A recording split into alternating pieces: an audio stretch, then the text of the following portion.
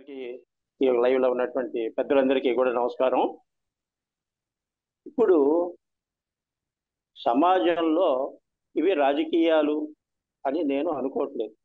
ఎందుకనంటే ఒక 50 సంవత్సరాలుగా సుదీర్ఘమైనటువంటి రాజకీయాలు ఢిల్లీ నుంచి రాష్ట్రంలో ఉన్నతమైనటువంటి స్థానాల్లో ఉన్నటువంటి వాళ్ళందరితోటి కూడా నేను సన్నిహితంగా మెలిగినటువంటి వాడిని.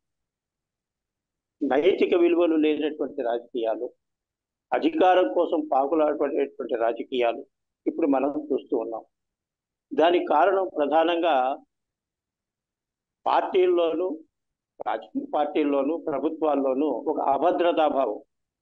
మనం తిరిగి అధికారంలోకి వస్తామా, వచ్చేందుకు ఏం చేయాలి, అక్రమమా సక్రమమా అనేటువంటి మార్గం పక్కన పెట్టేయండి.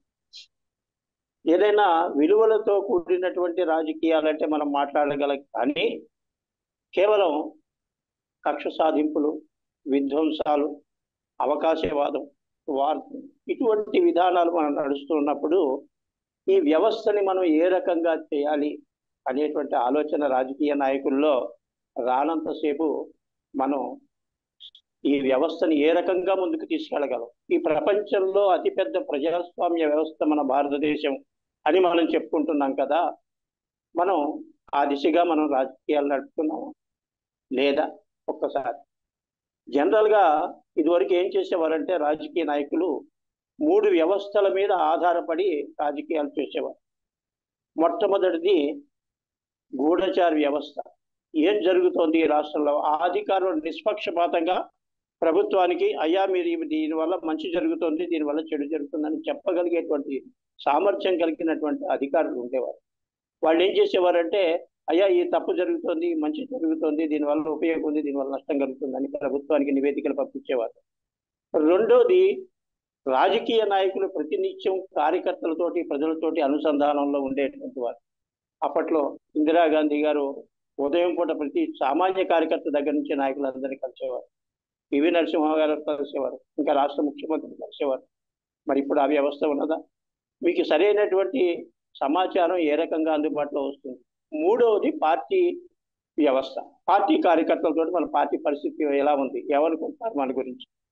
ఈ రకమైనటువంటి 3 రకాలైనటువంటి అనుసంధానాలతో పార్టీ మనుగడ సాగించేది. అందువల్ల నాయకులతో మేము ఈ పని కలిసి చేస్తున్నాం, మంచి పని చేస్తున్నాం, చెడ్డ పని చేస్తున్నాం, దీనివల్ల ఈ ఫలితాలు ఉంటాయనేటువంటి భావన కలిగేది. ఇప్పుడు ఆ పరిస్థితి ఉన్నదా? లేదు. ఏంటంటే మనం చేసేదే న్యాయం, మనం అనుసరించేదే ధర్మం అనేటువంటి రాజకీయ పరమైనటువంటి ఉపన్యాసాలు రాజకీయ నాయకులు మానుకుని ప్రజల సంక్షేమం. ఇవాళ మిర్చి లాంటి పరిస్థితి వచ్చింది అంటే నేను ఒక విషయం చెప్తా ఉంటాను మీకు. చెన్నారెడ్డి గారు ఆంధ్రప్రదేశ్లో వరదలు వచ్చినప్పుడు ఆయన పర్యటించారు. మేము కూడా ఉన్నాం ఆ రోజుల్లో. ఉంటే ప్రతి ఊరి నుంచి, ప్రతి మండలం నుంచి, ప్రతి నియోజకవర్గం నుంచి ఆయనకి విపరీతమైనటువంటి అర్జీలు వచ్చాయి. మా కాలువలు బాగాలేదు, మా వ్యవసాయం సాగు బాగాలేదు, మేము ఇలా ముగిపోతున్నాం, స్లూయిస్ బాగాలేదు అనేటువంటి నివేదికలు ఇచ్చారు. సరే, ఇవన్నీ ఎంతమందికి ఆయన ఏ రకంగా హామీ ఇస్తాడు? ప్రతి గ్రామానికి ఇస్తుంటే ఎన్ని కోట్లు కావాలి? ఆయన దూరంగా ఆలోచించాడు. ఇది సమాజంలో ప్రతి నియోజకవర్గంలోనూ ఈ రాష్ట్రంలో ఉన్న సమస్య, కోస్తా ఆంధ్ర ప్రాంతంలో, కాబట్టి దీన్ని మనం శాశ్వతంగా పరిష్కరించాలి. కాబట్టి మీ ఊరికి ఇంత కోట, మీ ఊరికి ఇంత కోట, ఈ ఊరికి ఇంత ఇచ్చామనేటువంటి మాట కాకుండా అసలు వ్యవస్థను ప్రక్షాళన చేయాలని ఆయన ఈ డెల్టా మోడర్నైజేషన్ అనేటువంటి ప్రపంచ బ్యాంకు నిధులను తీసుకొచ్చి గోదావరి డెల్టాలంతా కూడా బ్రహ్మాండంగా ఆయన ఆధునీకరించినటువంటి పరిస్థితి. అందువల్ల మన వ్యవసాయం ఆ రోజుల్లో ఉత్పత్తి పెరగడం, తరచు ఈ ఆటుపోట్ల నుంచి మనం కొంతకాలం పాటు బయటపడుతుంది. ఆ తర్వాత ఇరిగేషన్ వర్క్స్ మీద మనం ఏమాత్రం శ్రద్ధ వహిస్తున్నాం? లేదు. అదేవిధంగా మనం గుంటూరు ప్రాంతంలో ఇప్పుడు మిర్చి గురించి మాట్లాడుతూ ఉన్నాం మనం. అయితే వాణిజ్య పంటలకు ప్రధానమైనటువంటి కేంద్రం ఆ రోజు పొగాకు వంటి ఇంటర్నేషనల్ యాక్టివిటీస్ కూడా మన గుంటూరు ప్రాంతం నుంచి వచ్చేవి. అంటే రైతులకి ఏ సమయంలో మనం ఎప్పుడు సహాయం చేస్తే వాళ్ళకి ఉపయోగంగా ఉంటుంది అనేటువంటి ప్రణాళిక విధానం లేకపోవడం. ఇలాంటి వ్యవస్థలో మనం ఏ నాయకుని యొక్క ఆలోచన ఎలా ఉందంటే నేను గెలవాలి అనేటువంటి విధానమే ఉంది తప్ప నేను శాశ్వతంగా నా వల్ల ప్రయోజనం ఏంటి ప్రజలకి, నా ప్రభుత్వం వల్ల ప్రయోజనం ఏంటి అనేటువంటిది ఆలోచన అనేటువంటిది కొరవడటం వల్ల ఇవాళ ఈ యొక్క పరిస్థితులన్నీ కూడా ఉన్నాయి. ఎంతసేపు ఈ అధికారం నిలబెట్టుకోవడం అనేటువంటి మాట పక్కన పెట్టి నా పేరు శాశ్వతంగా ప్రజల్లో ఉండాలి అంటే ప్రజలకు ఏ మంచి చేయాలి అనేటువంటి దృక్పథం రాజకీయ నాయకుల్లో లేనంతసేపు మనం ఏం చేయలేదు. వ్యాపార దృక్పథం, స్వార్థం, అధికారం, ఇవేనా? ఇలా ఉంటే మనం వ్యవస్థ మనుగడ ఏ రకంగా ఇవాళ మిర్చి కూడా మాట్లాడుతున్నాం, అలాగే గోదావరి వరదల గురించి మాట్లాడాం, ధాన్యం రైతులకి గిట్టుబాటు గురించి మాట్లాడుతున్నాం, ఆక్వా రైతుల గురించి మాట్లాడుతున్నాం. అనేక ప్రతి దాంట్లో సమస్య లేకుండా ఉన్నదా? ఉన్నది. కానీ దీని శాశ్వత పరిష్కారానికి నాయకుల్లో అవగాహన. దాని కారణం ఏంటంటే చరిత్ర అనేటువంటిది ప్రతి నాయకుడు. ఇవాళ మీరు అసెంబ్లీలో జనరల్స్, బ్రహ్మాండమైనటువంటి జనరల్స్ వాళ్ళకి ఇస్తారు, అధికారులు, ఎమ్మెల్యేలకు కానీ ప్రజాప్రతినిధులకు కానీ అందరికి ఇస్తారు. వాటిలో ఏం రాస్తున్నాం, బడ్జెట్ ఏంటి, బడ్జెట్ ఎలకేషన్ ముందరే మనం మంత్రులతో ఏ విధంగా మాట్లాడాలి, మనకు కావాల్సినటువంటి అవగాహన లేదా అప్పట్లో నివేదికలు ఇచ్చేవారు మాకు ఇవి కావాలి అని. ఇప్పుడు అది ఉన్నదా? ఆ బడ్జెట్ వచ్చే వరకు మనకు అందులో ఏముందో తెలియదు, ఎవరికి ఏం కేటాయించారో తెలియదు. మనం వాస్తవంగా ఏ నివేదికలు, మా ఊళ్ళో స్కూల్ కావాలి, మా ఊళ్ళో కాలేజీ కావాలనేటువంటిది, కానీ శాశ్వత నిర్మాణాలు, శాశ్వత ప్రాతిపదిక మీద అవగాహన అనేటువంటిది నాయకులు కల్పించుకోవాలి. స్వార్థం అనేటువంటిది కాకుండా జిల్లాలో ఇది ప్రధాన సమస్య, పార్టీలకి రాజకీయాలకి అతీతంగా. ఇంత ముందర విన్నాం మనం, ఏంటది రాజకీయ ఉపన్యాసమే అనిపించింది. సారీ ఏమనుకోవద్దు, ఎందుచేతంటే నేను రాజకీయ నిర్మోహమాటంగా మాట్లాడతాను. ఆ రోజుల్లో ప్రధానమంత్రి గారి దగ్గరికి వెళ్ళి మేము ఇదిగో మా రాష్ట్రంలో ఇది జరుగుతుంది, దీనివల్ల నష్టం జరుగుతుంది చెప్పగలిగేటువంటి వాళ్ళం మేము. ఇప్పుడు ఆ పరిస్థితి ఉన్నదా?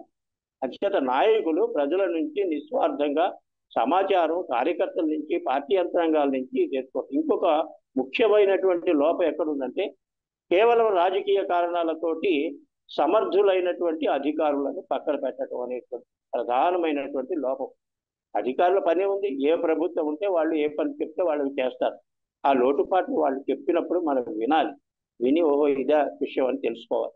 అది ఆ అవకాశం కూడా ఇప్పుడు వాటిలో అధికారులు సేపు ఉన్న ప్రభుత్వాలకి ఏదో కొమ్ము కాయటం, లేకపోతే వాళ్ళు చెప్పింది చేయటమే తప్ప ఇంకో రకంగా వ్యవహరించారు. అధికారులకు పూర్తిగా స్వేచ్ఛ ఇవ్వటం, సమర్థులైనటువంటి అధికారులు వాళ్ళ పనే ఉంది, ఏ ప్రభుత్వం అధికారులు ఉంటే వాళ్ళు ఆ పని చేస్తారు, తప్పదు వాళ్ళకి. అంచేత అధికారుల విషయంలో, సమర్థులైనటువంటి అధికారుల విషయంలో మనం పక్కన పెడుతున్నాం, అది ఒక లోపము. అంచేత నేను ఇవాళ కూలంకషంగా సమాజానికి మీ ద్వారా సూర్యప్రకాష్ గారు చక్కటి కార్యక్రమం పెట్టారు, సమకాలీన రాజకీయాలంటే. పుస్తకాలు చదవండి, చరిత్ర చదవండి. ఆ రోజుల్లో వారు గొప్పవారు, ఈ రోజుల్లో మీరు గొప్పవారు కాదని ఎవరు అన్నారు. కానీ మనం చేసే పనుల వల్లే మనకు అధికార మార్పిడి తరచూ జరుగుతుంది. ఎందుకు పడిపోతుంది? అంచేత ఇవన్నీ మనం ఒక దూరదృష్టితోటి సమాజంలో ఆలోచన చేసి, నేను అనేది ఏంటంటే జిల్లా ప్రతినిధులకి అందరికీ భగవంతుడు మీకు అవకాశాలు ఇచ్చారు ప్రజాప్రతినిధులుగా జిల్లాలని, నియోజకవర్గాన్ని రిప్రజెంట్ చేయడానికి. సంపూర్ణంగా ఒక సమస్య పట్ల అవగాహన తీసుకుని శాశ్వత పరిష్కారాన్ని కృషి చేయండి. రాజకీయ లబ్ధి కోసమో, అధికారం నిలబెట్టుకోవడం కోసమో కాదు. మనం మన జీవితంలో మనం ఇది చేసాం, ఇది సాధించామని సమాజం చెప్పుకునే విధంగా ఇప్పుడు నాయకులు ఉండాలని, అందుకు సమర్థులైనటువంటి అధికారులు. ఇదివరకులో అంటే చాలా మంది చదువుకునే వాళ్ళు ఉన్నారు, ఇప్పుడు రాజకీయాల్లో డాక్టర్స్, ఇంజనీర్స్, ప్రొఫెసర్స్, చాలా మంది ఉన్నత స్థానంలో చదువుకున్నటువంటి వాళ్ళు చాలా మంది ఉన్నారు. ఇప్పుడు వాళ్ళకి మనం ఎడ్యుకేట్ చేయక్కర్లేదు, కాకపోతే అవకాశాలు కల్పిస్తే కనుక మనం సమాజంలో మార్పు తీసుకురాగలుగుతాం. ఇలాంటి సమస్యలన్నింటినీ కూడా వ్యక్తిగతమైనటువంటి విద్వేషాలు అనేటువంటి పక్కన పెట్టి, అధికారం మన చేతిలో ఉంది కాబట్టి మనం ఏం చేయగలుగుతున్నాం చేస్తే మన స్థాయి, మన పరిస్థితులు, మన పదవులు శాశ్వతం.